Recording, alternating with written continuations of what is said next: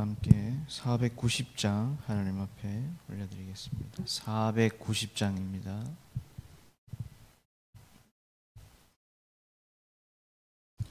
찬송가 490장 하나님 앞에 올려드리겠습니다. 주여 지난밤 내 꿈에 배었으니 그 꿈 이루어 주옵소서. 밤과 아침에 계시로 보여주사 항상 은혜를 주옵소서. 나의 놀라운 꿈 정령남 있기는 장차 큰 은혜 받을 편이. 나의 놀라운 꿈 정령 이루어져 주님 얼굴을 배우리라. 마음 괴롭고 아파서 낙심될 때 내게 소망을 주셨으며 내가 영광의 주님을 바라보니 앞길 환하게 보이도다. 나의 놀라운 꿈 정령남 있기는 장차 큰 은혜 받을 편이. 나의 놀라운 꿈 정령 이루어져 주님 얼굴을 배우리라. 세상 풍조는 나날이 변하여도 나는 내 믿음 지키리니. 인생 살다가 죽음이 꿈 같으나 오직 내 꿈은 참되리라. 나의 놀라운 꿈 정령남 있기는 장차 큰 은혜 받을 편이. 나의 놀라운 꿈 정령 이루어져 주님 얼굴을 배우리라. 아멘. 사도신경으로 신앙을 고백합니다. 나는 전능하신 아버지 하나님 천지의 창조주를 믿습니다. 나는 그의 유일하신 아들 우리 주 예수 그리스도를 믿습니다. 그는 성령으로 잉태되어 동정녀 마리아에게서 나시고 본디오 빌라도에게 고난을 받아 십자가에 못 박혀 죽으시고 사흘 만에 죽은 자 가운데에서 다시 살아나셨으며 하늘에 오르시어 전능하신 아버지 하나님 우편에 앉아 계시다가 거기로부터 살아있는 자와 죽은 자를 심판하러 오십니다. 나는 성령을 믿으며 거룩한 공교회와 성도의 교제와 죄를 요성받는 것과 몸의 부활과 영생을 믿습니다. 아멘. 오늘 함께 보실 말씀은 요한계시록 14장 14절에서 20절까지의 말씀입니다. 요한계시록 14장 14절에서 20절까지 말씀입니다. 신약 413페이지에 있습니다. 제가 먼저 14절 읽겠습니다. 또 내가 보니 흰 구름이 있고 구름 위에 인자와 같은 이가 앉으셨는데 그 머리에는 금 면류관이 있고 그 손에는 예리한 낫을 가졌더라. 또 다른 천사가 성전으로부터 나와 구름 위에 앉은 이를 향하여 큰 음성으로 외쳐 이르되 당신의 낫을 휘둘러 거두소서. 땅의 곡식이 다 익어 거둘 때가 이르렀음이니이다 하니. 구름 위에 앉으신 이가 낫을 땅에 휘두르매 땅의 곡식이 거두어지니라. 또 다른 천사가 하늘에 있는 성전에서 나오는데 역시 예리한 낫을 가졌더라. 또 불을 다스리는 다른 천사가 제단으로부터 나와 예리한 낫 가진 자를 향하여 큰 음성으로 불러 이르되 내 예리한 낫을 휘둘러 땅에 포도송이를 거두라. 그 포도가 익었느니라 하더라. 천사가 낫을 땅에 휘둘러 땅에 포도를 거두어 하나님의 진노의 큰 포도를 던지매. 같이 읽겠습니다. 성 밖에서 그 밟히니 틀에서 피가 나 말굴레까지 닿았고 1600 스타디온에 퍼졌더라. 아멘. 예, 어제 우리가 본 14장 13절까지 말씀을 통해서 이제 그리스도인의 참된 승리의 모습을 맛보았습니다. 그래서 이제 14만 4천이라는 예수님과 함께 14장 1절에 나오죠. 예수님과 함께 시온산에 서 있는, 그러니까 믿음으로 승리한 그들을 우리는 이제 보았습니다. 그리고 이들의 이마에는 어린 양의 이름과 성부 하나님의 이름이 써 있다. 이것은 이제 13장 여러분 마지막에 보면 666이 나오죠. 짐승의 수를 상징하는 그들의 그 이마에 새긴 것과는 상반되는 것입니다. 그러니까 즉 14만 4천은 끝까지 믿음을 지켜 주님과 함께 목숨을 바치면서까지 따라간 자들이 누리게 되는 그 영광, 그 승리가 무엇인지를 보여주고 있는 그러한 말씀입니다. 근데 여기 14장에 나오는 여러분 14만 4천이라는 그리스도인의 승리를 말하기 전에 12장 13장에 우리가 그렇게 무섭다고 말하는 대재앙의 배후들이 등장을 합니다. 예를 들면 용이 나오고 13장에서는 두 짐승과 666이 나오고, 그러니까 이제 교회를 박해하는 배후들이 나오는 것이죠.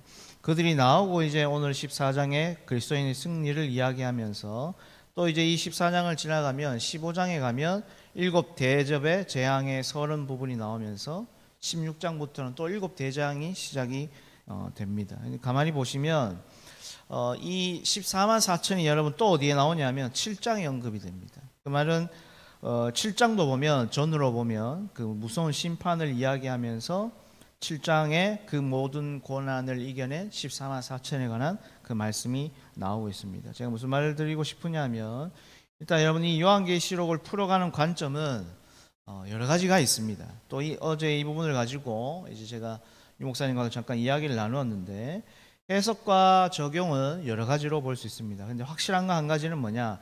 달라지지 말아야 될 게 있습니다. 그게 뭐냐면 계시록을 기록한 배경과 여러분 목적은 달라지면 안 됩니다. 왜냐하면 이 배경과 목적이 달라지면 신앙의 방향도 틀어질 수 있기 때문에 그런 것입니다. 그래서 여러분들이 이 계시록에 관한 많은 책도 보신 분들이 계실 것이고 또 많은 설교도 들으셨을 텐데 일단 이단은 제외하고 어떤 분들은 이 요한계시록을 교회를 중심으로 풀어가시는 분들도 있고 또는 한 개인, 그리스도인 한 개인으로 풀어가는 분들도 있습니다. 저는 이제 이 두 가지를 다 하는데 왜냐하면 한 개인도 교회니까. 그래서 이 계시록을 여러분 구조적으로 보았을 때에 왜 하나님이 사도 요한을 통해서 이렇게 중간중간에 무서운 대재앙이 있고 심판이 있는 14만 4천이라는 이 숫자를 언급하는 7장과 14장을 전후로 해서 무서운 대재앙과 심판을 기록하셨을까 했을 때 이유는 딱 한 가지입니다. 뭐냐면 이 땅을 살아가는 저와 여러분에게 무엇이 목적인지를 잊지 말라는 하나님의 마음이 있는 것입니다. 무슨 말이냐면 전에도 말씀드렸지만 이 무서운 재앙과 심판이 있는데 그리스도인은 그걸 무서워할 것이 아니라 이런 핍박과 고난 속에서도 왜 그리스도인이 믿음을 지켜야 되는가, 그리고 그런 자들에게 주시는 승리가 무엇인가를 깨닫기를 바라는 하나님의 마음이 담겨져 있다라는 것입니다. 왜냐하면 그것이 곧 그리스도인이 존재하는 이유가 될 것이고 또 교회가 존재하는 이유가 되기 때문에 그런 것입니다. 그래서 어제 우리가 본 이 마지막 14장 13절에 보시면 성령 하나님이 등장하면서 그렇게 말씀하셨죠. 주 안에서 죽는 자들은 복이 있다. 그러면서 뭐라고 합니까? 그들의 행한 일이 따름이라 이렇게 말씀합니다. 이게 뭐죠? 끝까지 복음을 지키는 참된 그리스도인들은 그들이 겪는 고난과 그 어려움을 하나님이 절대로 모르지 않으신다. 세상 사람들은 몰라주는 것 같고 나는 억울한 것 같고 내가 이렇게 살아가는 것이 정말 비참한 것 같지만 하나님께서 그 삶을 모르시지 않으며 하나님께서 그 믿음을 인정하신다. 그것을 이제 본 것입니다. 그리고 나서 이제 14장에 넘어온 겁니다. 그러면 이제 오늘 이 14장 14절부터는 이 앞에 계속해서 심판에 대해서 이야기를 하면서 14장 1절부터 13절까지는 승리한 자들의 모습이 나오는데, 그럼 반대로 승리한 자들 말고 이제는 정말로 심판받아야 될 그들의 그 심판, 믿지 않는 자들 뿐만 아니라 그 다음에 그리스도인들을 대적하는 성경적인 표현을 하면 적그리스도 같은 배우들이죠. 그들이 어떻게 심판을 받을까에 대해서 기록된 것이 뭐냐면 이 14절부터 나오는 그러한 말씀으로 우리가 볼 수 있는 것입니다. 14절에 보시면 또 내가 보니 이렇게 갑니다. 여기 내가 보니가 13절에 보시면 내가 들으니라는 표현으로 같이 나오는 것입니다. 이게 똑같은 표현인데 이건 뭐냐면 지금 이 사도 요한이 이 기록한 하나님의 말씀은 결코 자기가 혼자 상상해서 기록한 게 아니라는 것을 뒷받침하는 것입니다. 그러니까 하나님이 보여주시고 들려주시는 것을 기록했다라는 것을 다시 한번 강조를 하는 겁니다. 그리고 14절에 다시 보시면 이제 나오는 표현 중에 흰 구름이 있고 구름 위에 인자 같은 이가 앉으셨는데 그 머리에는 금면류관이 있고 그 손에는 예리한 낫을 가졌더라, 이렇게 갑니다. 인자 같은 이라는 표현은 우리가 이제 계시록 초반에도 보았지만 예수 그리스도를 상징하는 것을 알고 있습니다. 근데 사실 이 표현은 다니엘 7장 13절에 나오는 표현인데 이제 오실 메시아를 소망하면서 이 다니엘서에는 인자 같은 이라는 표현을 쓴 것입니다. 그러면 이제 이 계시록을 사도 요한이 기록할 당시로 본다면 어떻습니까? 이미 예수님은 구약 시대는 아니잖아요. 왔다 갔으니까 다시 오실 예수 그리스도, 재림주로서 심판주로서 오실 그 인자 같은 이를 이야기를 하는 겁니다. 그래서 여러분, 인자 같은 이라는 것은 원래 사람의 언어로 하면 아들이라는 뜻을 갖고 있습니다. 근데 요 성경에서 인자 같은 이는 뭐냐면 하나님께로부터 보내어진 존재로서의 인자입니다. 여러분 잊지 않으시면 좋겠습니다. 그래서 지금 이 예수님을 14절에 보시면 세 가지로 표현을 합니다. 첫째는 흰 구름 위에 앉아있는 인자 같은 이입니다. 지난번에 한번 말씀드렸지만 이 계시록은 묵시문학에 들어갑니다. 구약으로 치면 스가랴, 다니엘서, 일부나 에스겔서 같은 그런 경우에 들어가는데, 묵시문학의 핵심 메시지는 뭐냐? 메시아 대망 사상입니다. 그러니까 지금 이렇게 자기가 하나님의 백성임에도 불구하고 포로로 사로잡혀가서 한치 앞을 내다볼 수 없는 그런 그들에게 한 가지 소망을 주는 게 뭐냐면 때가 되면 하나님이 반드시 심판하신다, 심판주로 곧 오신다라고 하는 메시아 대망 사상이 있는데, 그러면 지금 이 사도 요한이 계시록을 기록한 이 시대에도 사실은 지금 누구의 지배 아래 있는 것입니까? 로마 황제의 지배 아래 있는 것입니다. 그렇죠? 그러면 지금 이들에게 가장 두려운 존재는 바로 로마 황제, 다른 말로 하면 로마 황제의 보좌인 것입니다. 그러니까 지금 이 흰 구름 위에 앉아있는 인자 같은 이라는 이 말씀은 뭐냐면 바로 그 로마 황제의 보좌보다 더 큰 보좌가 있다. 그분이 바로 흰 구름 위에 앉아있는 예수 그리스도다라는 것입니다. 그래서 뭐냐면 예수님의 보좌를 상징적으로 지금 표현하는 단어가 흰 구름 위에 앉아있는 인자 같은 이다라는 것입니다. 그래서 이것은 뭘 보여주냐면 진정한 심판자, 진정한 통치권자는 로마 황제가 아니다, 바로 예수님이다라는 것을 표현하는 겁니다. 그리고 두 번째로 예수님이 금면류관을 쓰셨습니다. 이 금면류관 할 때 이 면류관은 원어로 스테파노스라고 하는데 원래 이거는 월계수로 만든 화관입니다.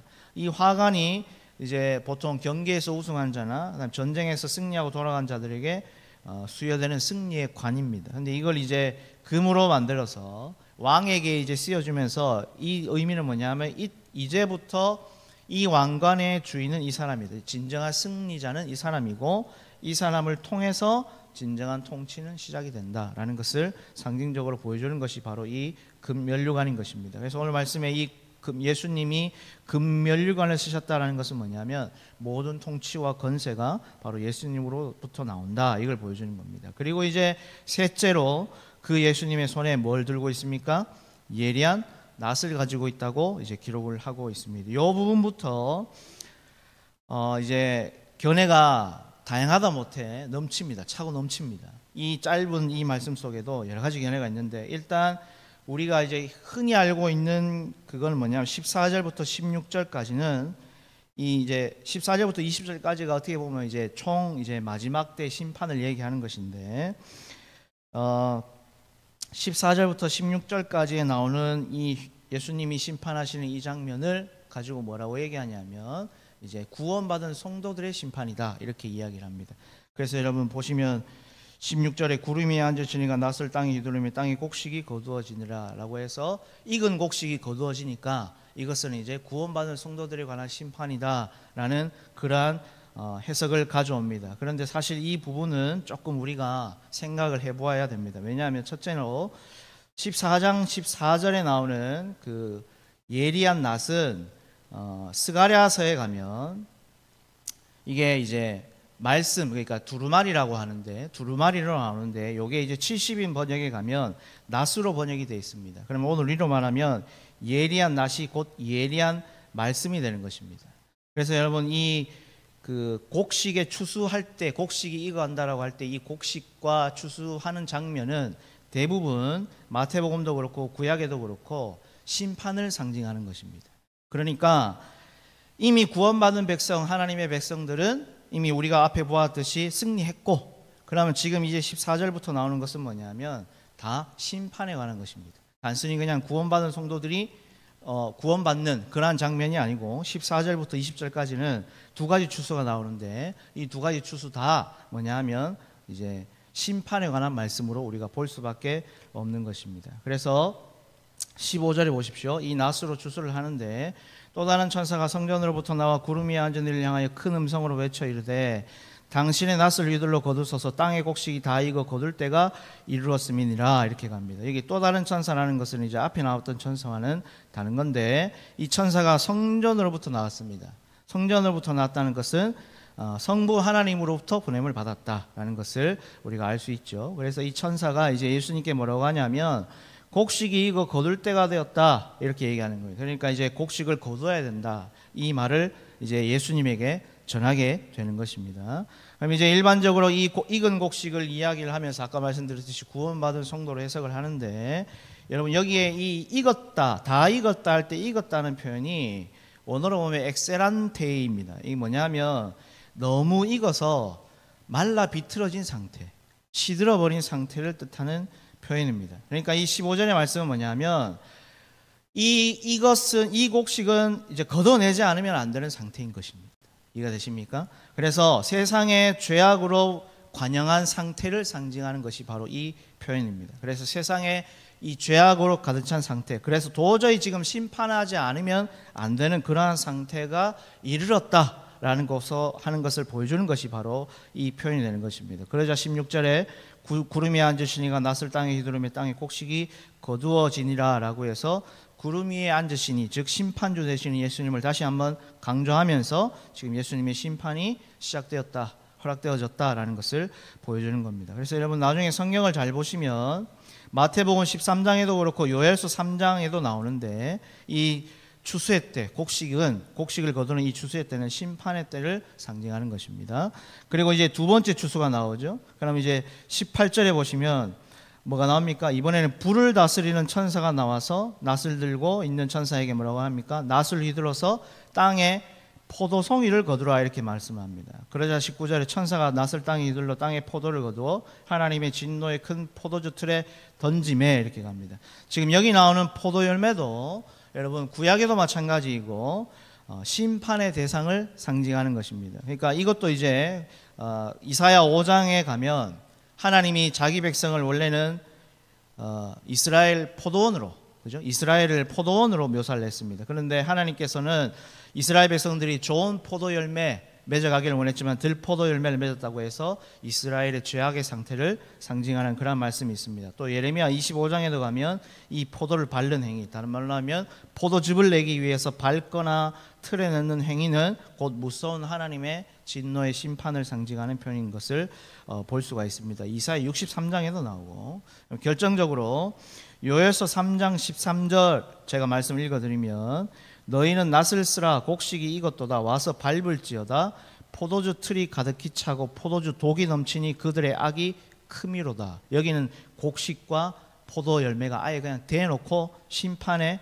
대상인 것을 나오고 있습니다. 그러니까 이만큼 죄악이 관영한 세상이다, 심판을 해야 된다라는 것을 표현할 때 이 말씀이 나오는 것입니다. 그래서 오늘 본문 20절에 보시면 성 밖에서 그 틀이 밟히니 틀에서 피가 나서 말 굴레까지 닿았고 1600 스타디온에 퍼졌더라. 성 밖에서라는 것은 뭐죠? 하나님의 보호 밖에 있는 자들, 즉 진노의 대상자들을 얘기하는 것입니다. 그래서 그 심판으로 인해 피가 말 굴레까지 닿았다고 합니다. 말 굴레라는 것은 말 머리까지 차올랐다는 것입니다. 그러니까 이 심판으로 인해 엄청난 양의 피가 흐르게 되고 차게 될 것이다 라는 것을 보여주는 것이고, 1600 스타디온은 우리 키로로 환산하면 약 한 300km에서 320km 정도 되는 거리를 얘기하는 것입니다. 그러면 이건 대략 이스라엘 땅 전체를 상징하는 길이와 비슷합니다. 그 말은 뭐냐면 이스라엘 전체 피로 물들 만큼 그 심판이 임박했다라는 것을 보여주는 것이죠. 그럼 이제 이게 단순히 그냥 이스라엘만 뜻하느냐, 그게 아니라 이 1600이라는 숫자는 4의 제곱 곱하기 10의 제곱입니다. 그럼 4는 성경에서 동서남북을 가리킵니다. 이건 여러분이 상식으로 알아두십시오. 4는 동서남북을 가리킵니다. 그래서 온 세상을, 온 땅을 상징하는 숫자이고, 10은 완전수입니다. 충만수를 말하는 것입니다. 그러면 이걸 합하면 온 땅에 이루어질 하나님의 심판을 지금 상징하는 것입니다. 그래서 이 두 가지 추수를 비유로 보여주는 이 심판은 이 당시로 본다면 단순히 안 믿는 자들을 넘어서서, 그러니까 적그리스도, 즉 그리스도인들을 핍박하고 대적하는 그들은 더 무서운 심판을 받게 된다라고 할 때 그 말씀이 어디서부터 나오는 겁니까? 17절부터 20절까지 나오는 이 두 번째 추수에 관한 이 불로 심판하는 이 과정을 통해서 우리가 볼 수 있는 것입니다. 그렇다면 이제 제가 서두에 말씀드렸듯이 이 부분을 가지고 정말 많은 그 학자들과 많은 견해가 있는데, 어떤 것을 취하든 간에 오늘 이 계시록은 일단 이 당시에 핍박받는 그리스도인들에게 힘을 주시기 위해서 기록한 하나님의 말씀입니다. 이것은 변함이 없습니다. 그냥 무서운 재앙이 오고 그냥 무서운 심판이 있다, 이걸 말하고 싶은 게 아니라 이 땅을 심판할 심판주는 누구라는 거죠? 로마 황제가 아니라 바로 다시 오실 예수 그리스도다라는 것을 지금 선언하고 있는 것이 이 계시록의 말씀입니다. 그럼 이제 우리가 살아가는 이 세상도 언뜻 보면 이럴 때가 있습니다. 믿음을 가진 우리보다 세상이 더 큰 것 같고, 우리가 이겨야 되는데 언뜻 보면 세상이 이기는 것 같을 때가 있습니다. 이 초대교회처럼 세상을 목숨을 걸지는 않는다 하여도 믿는 나는 이렇게 힘들고 비참하게 살아가는데 왜 믿지 않는 자들은 저렇게 잘 살아가고 있고 행복해 보이고, 그죠? 우리는 그런 거에 원망을 가지고 있고 또 불합리한 그런 상황들과 억울한 상황들을 겪으면서 우리 마음속에 하나님을 향한 신앙이 흔들릴 때가 있습니다. 근데 여러분, 하나님의 심판은 하나님이 정하신 그때에 반드시 그리고 정확하게 이루어질 줄로 믿습니다. 비록 우리는 그때가 언제인지 알 수 없지만 이 심판이 임박한 때에 우리는 살고 있다는 것은 확실하다라는 것입니다. 그렇다면 오늘 저와 여러분이 지금부터 해야 될 것은 뭐죠? 이 심판의 때를 기억하면서 내가 심판의 대상이 아닌 구원의 대상으로 부름받은 것을 먼저 감사할 줄 아는 저와 여러분이 되어야 될 줄로 믿습니다. 여러분, 감사를 회복한다는 것은 뭐죠? 내가 남은 인생 주를 위하여 살아갈 수 있는 충분한 근거가 되는 것입니다. 믿지 않는 자들과 그리스도인들을 대적하는 자들, 예수 그리스도를 핍박하는 자들은 분명히 무서운 심판의 대상이 되는 것은 확실합니다. 그런데 오늘 저와 여러분은 어떻습니까? 우리는 구원받은 대상으로 이미 하나님의 그 생명록에 우리의 이름이 기록되어져 있다. 그러니 여러분, 믿지 않는 가정 또는 믿지 않는 집안에서 나오는 분들이 있다면 힘내셔야 됩니다. 왜냐하면 우리를 통해서 하나님은 이 복음이 흘러가게 할 것입니다. 누구처럼요? 이 사도 요한처럼 이 유배지에서 목숨을 거는 그 상황 속에서도 끝까지 하나님의 말씀을 기록해서 흘려보냈던 것처럼 오늘 저와 여러분을 통해서 반드시 하나님은 하나님의 은혜의 복음이 우리의 자녀들과 가족들에게 흘러가게 할 줄로 믿습니다. 그래서 그 믿음 가지고 남은 인생 주를 위해 살아가는 저와 여러분이 될 수 있기를 축원합니다. 기도하겠습니다. 하나님 아버지, 은혜를 감사합니다. 하나님, 우리가 살아가는 이 세상은 때로는 우리의 인간적인 눈으로 보면 종종 악이 이기는 것처럼 보여지기도 하고, 또 믿음을 지키고 진리를 따르는 일이 마치 소홀해 보는 것만 같은 그러한 상황이 우리의 눈에 보일 때도 있습니다. 그러나 오늘 말씀을 통해서 결국 이 삶의 모든 끝에는 하나님의 공의로운 심판이 있다는 것을 반드시 기억해야 해주시고, 우리 사랑하는 삼성의 온 가족들 끝까지 하나님 앞에서 훈련받고 연단받아서 주님이 거두실 만한 그런 하나님께서 기뻐하실 만한 아름다운 열매, 좋은 열매가 될 수 있도록 하나님 역사하여 주시옵소서. 오늘 이 하루도 우리에게 어떠한 어려움이 온다 해도 그것으로 낭망하지 말게 하시며 그것으로 믿음이 흔들리지 않도록 붙들어 주셔서 오늘 이 하나님의 말씀 속에 나오는 14장에 나오는 그 믿음으로 승리한 그리스도인이 바로 오늘 우리 삼성교회 온 가족들이 다 될 수 있도록 도와주시옵소서. 감사드리며 예수님의 이름으로 기도드리옵나이다. 아멘. 하늘에 계신 우리 아버지, 아버지의 이름을 거룩하게 하시며 아버지의 나라가 오게 하시며 아버지의 뜻이 하늘에서와 같이 땅에서도 이루어지게 하소서. 오늘 우리에게 일용할 양식을 주시고 우리가 우리에게 잘못한 사람을 용서해 준 것 같이 우리 죄를 용서해 주시고 우리를 시험에 빠지지 않게 하시고 악에서 구하소서. 나라와 권능과 영광이 영원히 아버지의 것입니다. 아멘. 들은 말씀을 가지고 기도하시고 오늘은 파송한 선교사님들과 우리 후원하고 있는 국내외 개척교회와 또 우리 기관 선교를 위해서 여러분 기도하시면 좋겠습니다. 그리고 우리 교회가 어떠한 상황 가운데서도 선교와 전도 구제하는 이 교회의 사명을 잊지 않도록 여러분 위해서 기도해 주시고 주일학교 전도사에게 불이 붙을 수 있도록 여러분 위하여서 기도해 주시면 좋겠습니다. 여름 사역이 진행 중에 있습니다. 이제 청년부 수련회가 끝났고 유년부 수련회 진행 중이고 다음 주에 또 중고등부 수련회가 이어지게 됩니다. 하나의 행사가 아니라 예수 그리스도를 만나고 돌아오는 복된 시간들이 될 수 있도록 해달라고 여러분 위하여서 기도해 주시고 여러분들의 개개인의 기도의 제목들을 안내시다가 자유롭게 돌아가시면 되겠습니다. 우리 주여 크게 한번 부르고 통성으로 기도합니다. 주여 하나님 아버지 늘 감사합니다. 오늘 말씀을 통해서 다시 한 번 더 하나님 아버지 진정한 심판주, 진정한 통치권자는 하나님 세상이 아니라 세상의 권력이 아니라 예수 그리스도라는 것을 보게 하시니 감사.